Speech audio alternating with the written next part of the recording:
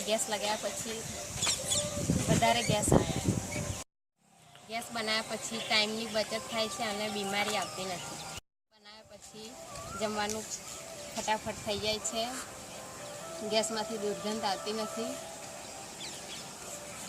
से लकड़ी का और एलपीजी का इस्तेमाल बिल्कुल नहीं करते। एलपीजी से ज़्यादा जलता है और खाना भी अच्छा बनता है, रहती है और कोई बीमारी नहीं आती।